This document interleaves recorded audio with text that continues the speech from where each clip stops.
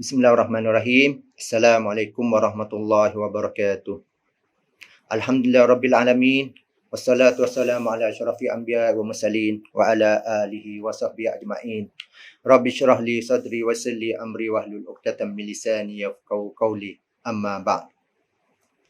Alhamdulillah, syukur pada Allah SWT dan syukur nikmat Allah SWT masih lagi memberi kita untuk berpuasa pada tahun ini.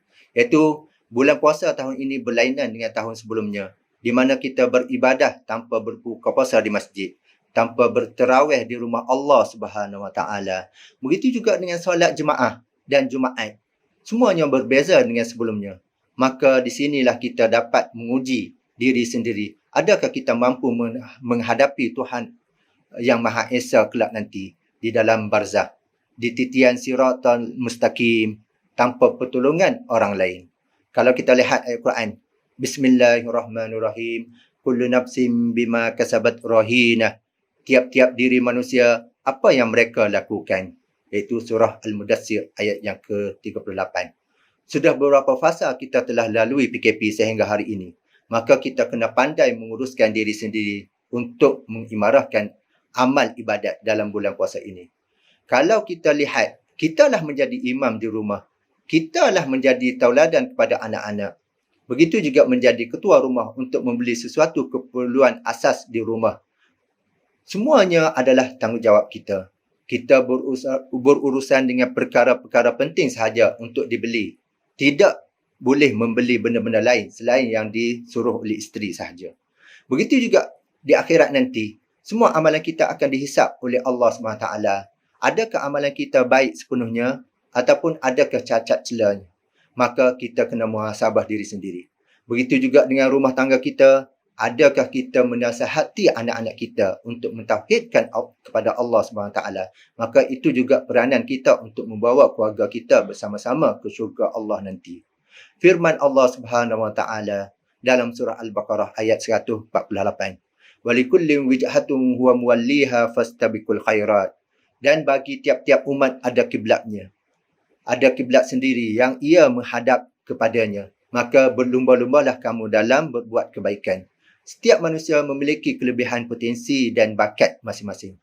Dan salah satu keagungan Rasulullah SAW adalah beliau mampu untuk menempatkan setiap sahabat-sahabat sesuai dengan kemampuannya masing-masing.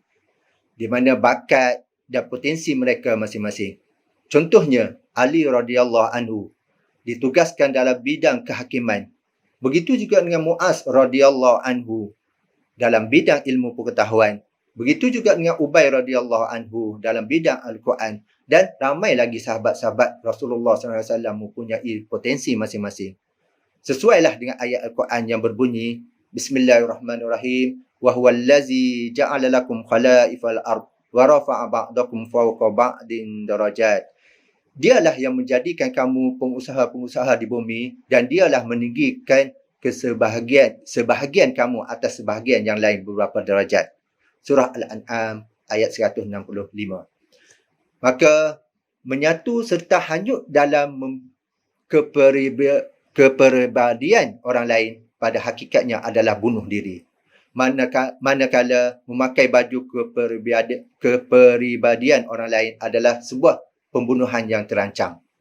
Di antara salah satu tanda kebesaran Allah SWT, perbezaan sifat yang ada pada manusia dan perwatakan yang mereka miliki, serta perbezaan bahasa dan warna kulit mereka. Contohnya Abu Bakar, Sayyidina Abu Bakar radhiyallahu anhu, di mana sifat Sayyidina Abu Bakar adalah sifat yang lemah lembut, sopan santun dan sebagainya.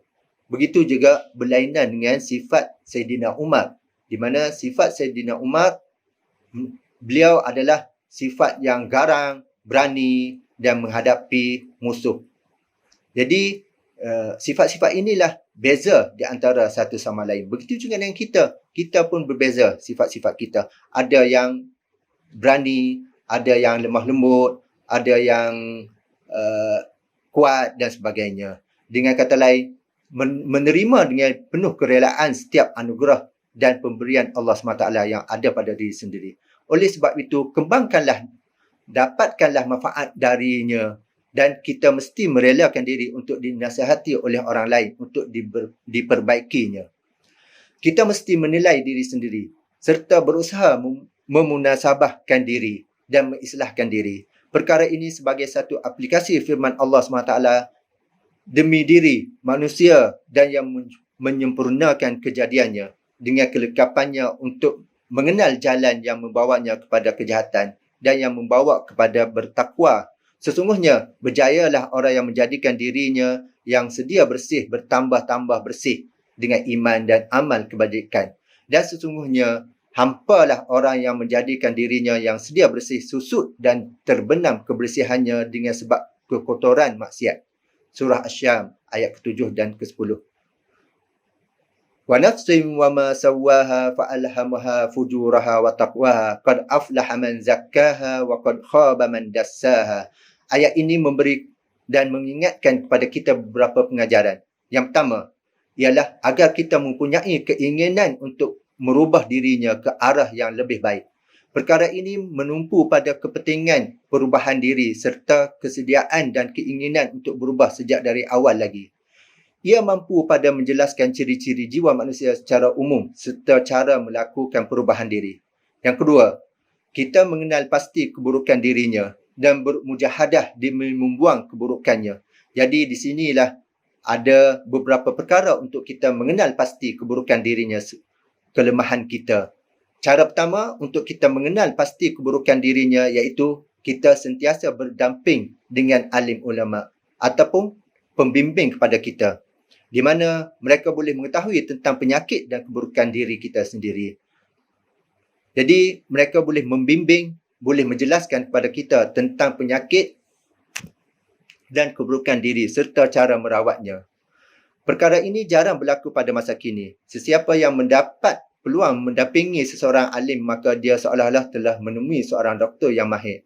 Cara yang kedua, mencari seorang teman yang bersikap benar, mengetahui penyakit dan keburukan diri, kuat pegangan agama dan dijadikan sebagai pemerhati yang akan menegur kesalahan-kesalahan akhlak kita. Cara yang ketiga ialah belajar tentang penyakit dan kelemahan diri melalui percakapan musuhnya. Sesungguhnya, mata yang memusuhi dapat melihat keburukan seseorang insan boleh mengambil manfaat daripada seseorang musuh yang menyebut keburukan dirinya. Berbanding manfaat yang boleh diperolehi daripada seorang teman yang hipokrit dan menyembunyinya daripada keburukan dirinya. Cara keempat, bergaul dengan orang ramai. Dia boleh menjauhi setiap perbuatan yang dilihat tercela di kalangan mereka. Jadi kita dapat merumuskan dalam satu hadis tentang 3 keburukan dirinya yang telah disebut oleh Rasulullah SAW dalam sebuah hadis. 3 permusuhan itu ialah kedekut yang dipatuhi, hawa nafsu yang diikuti, kagum dengan diri sendiri dalam kitab At-Tabrani. Jadi di sinilah pentingnya nasihat menasihati di antara satu sama lain. Sama ada kita nasihat secara direct ataupun indirect. Ataupun kita nasihat melalui media massa ataupun secara bersemuka. Begitu juga kita nasihat kepada anak keluarga kita dengan secara direct dan sebagainya. Jadi di sinilah kita perlu nasihat menasihati di antara satu sama lain. Jadi sampai di sini sahaja untuk kali ini. Mudah-mudahan memberi manfaat kepada Ana dan kepada ikhwah semua. Apa yang baik daripada Allah SWT, apa yang tak baik daripada Ana, kelemahan daripada Ana sendiri. Assalamualaikum warahmatullahi wabarakatuh.